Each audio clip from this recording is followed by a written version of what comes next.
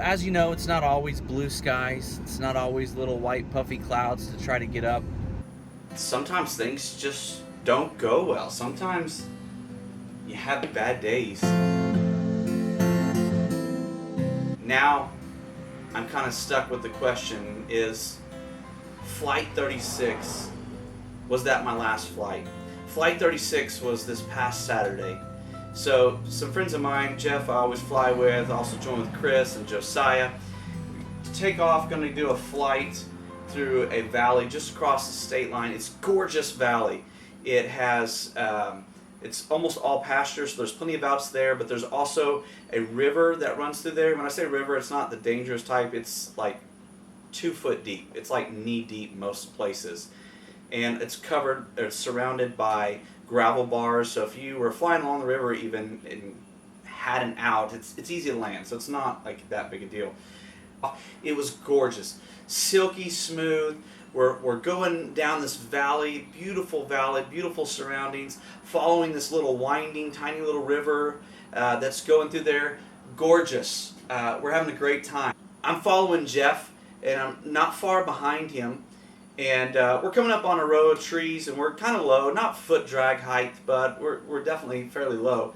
And we're going to have to accelerate to get above the trees. No big deal. We both punch full throttle. He takes up over the trees. I'm following behind him.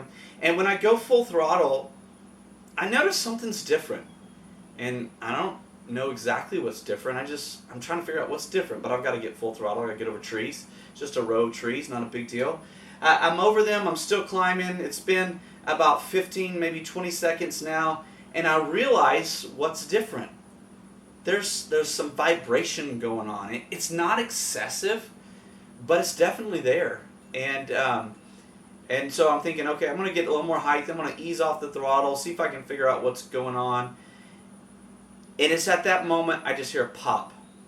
Now my first instinct is I'm going to hit my kill switch, kill it, I'm going to land. There's plenty of outs, let's just land, let's get it, let's find out what's going on. And so that's what I go to do. And so about the time I go to hit my kill switch, it gets ripped out of my hands. I don't have a kill switch. I don't know what's going on, but my first instinct is, okay, I've got to land, let's set this up. My engine has obviously died, and so I've got to land. And so I pick out where I'm going to land, not a big deal, land it, turn around, setting the wing down, and I realize I'm looking through my wing. There's a gaping hole in my wing. Later I'm going to discover that it's a slice on the bottom part of the wing, and on the top part of the wing there is a square that is missing. It's probably 12 to 18 inches square. I found about a 9-inch square piece of it, but I didn't find the whole thing, but there's a piece missing. I'm like, wow, okay, something went through my wing. I sit down with my paramotor, I unclip, and then I stand up, and my paramotor just kind of leans forward and falls on me. And I push it back, and it falls on me again. And I push it back, and I'm thinking, oh, well, it's unstable ground. It doesn't look like it, so I push it back, and it falls on me again. And I'm a little slow, I guess, because it's not till then that I realize my prop is gone. And then I'm like, oh, that's my prop. A piece of it or all of it went through my wing. And so that's when I realized, okay, that's what happened. And so I turned my paramotor around to find out, you know what? It's not just my prop that's missing. My whole motor's gone. I don't have a motor left. And I'm like, oh my goodness. All right, I've got to gather up parts. Jeff O'Brien circled above me for a while, Josiah, all them, helping me find bits and pieces of exhaust, and helping me find my motor, helping me find pieces of prop shards where it had shattered, and helping me find even a piece of fabric. Found about a 9-inch square piece of fabric, and so crazy stuff. So what happened? What in the world possibly could have happened? For those that fly with me or have been around me, you know that my Minari 180 is not brand new, but I bought it with about 20 hours, And I've had it completely apart. Shortly after I got it, I took it apart, took the head off, took the sleeve off, looked at the piston. Everything looked as you would expect for a 20-hour motor. It looked virtually brand new. There was just not a mark on it.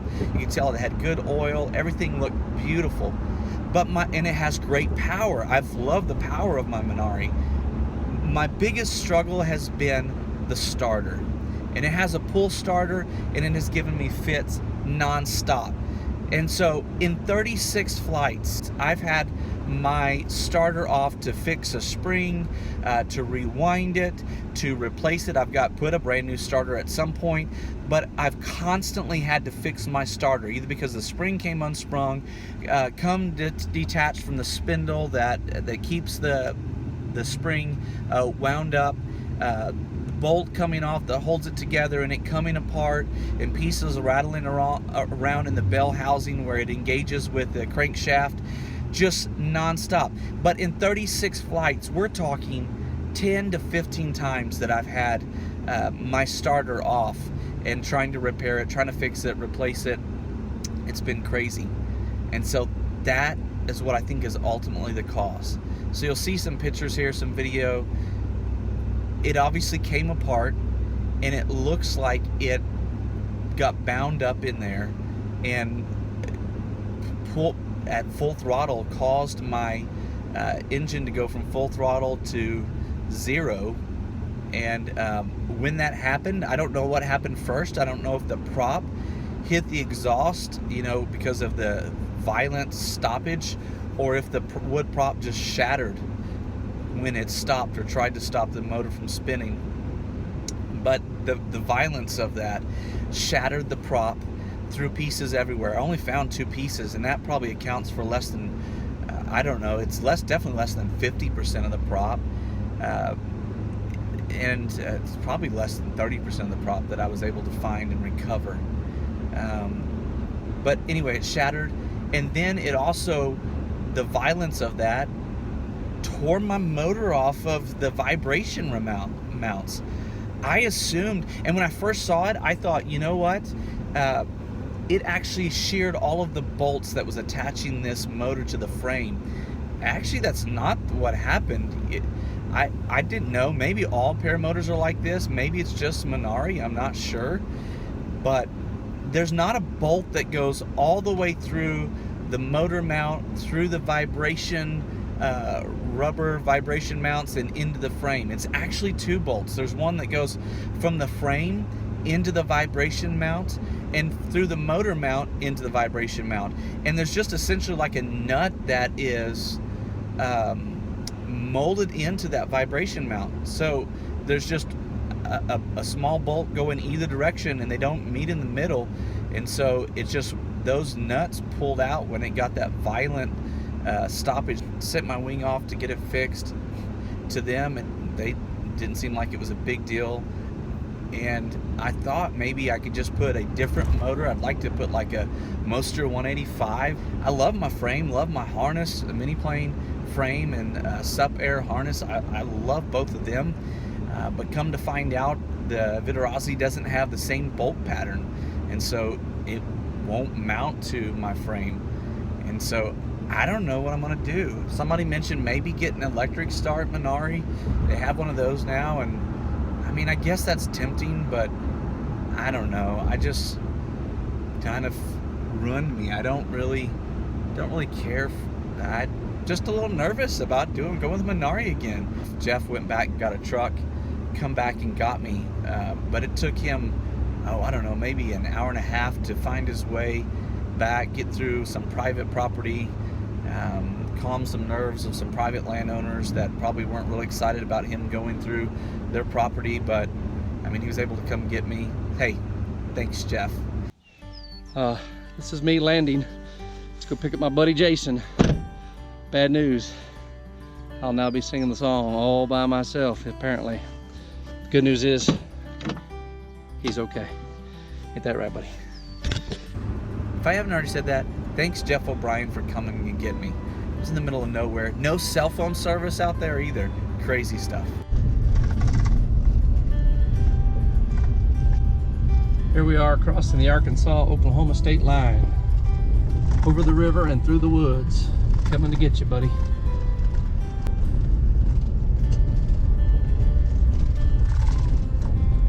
Oh no.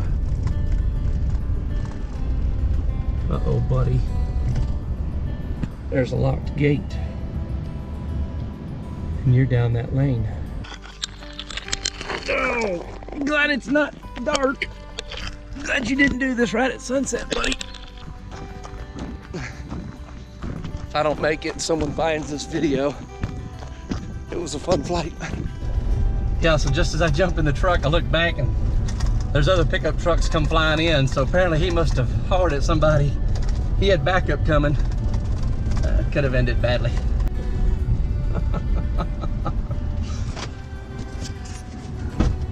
Oh, you're alive. Oh, I'm alive.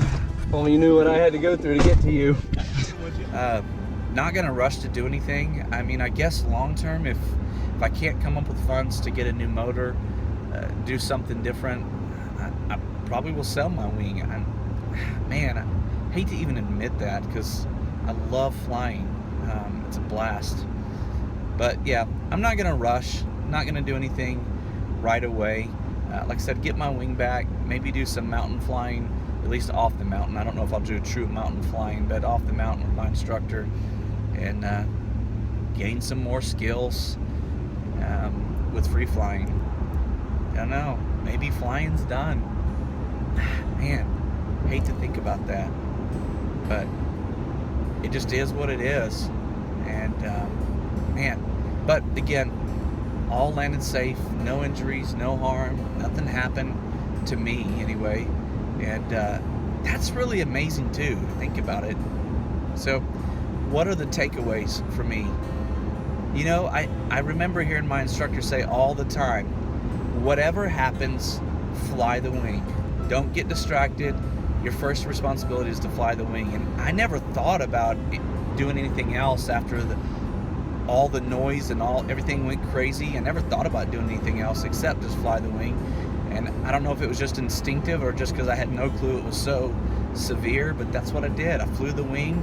The other thing he's always said is always fly with an out. So we were flying in some tight spaces for some, but there's plenty of pasture land, and even the riverbed, it's got gravel bars all along the side of it, so wouldn't have been a big deal to land in any of those spots. Nothing risky. Even the water we're flying over is, you know, no more than knee deep, and so no issues there. So that's all well and good. Had my helmet on. Man, I can only imagine if one of those prop shards would have, decided to come forward instead of going backwards or up through my wing. I would have been very thankful to have my helmet on. So obviously that's a good deal. Had my reserve. There's no need to throw it. Probably wasn't high enough for it to inflate anyway, but my wing kept flying, so it wasn't a big deal. But had it there if I should have needed it for something. All in all, again, went well. As far as I know, Chris and Josiah went on to have a great flight. Interrupted Jeff's flight since he provided taxi service. Did I mention it already? Thanks, Jeff, for coming and getting me. And I don't know. I guess stay tuned. We'll see what happens. But for now, obviously, man, flying videos are probably done for a while until I figure out what I can do. So until next time, if there is a next time, y'all enjoy. Hope y'all have some blue skies, get some big air, and hope to see you in the air in the future.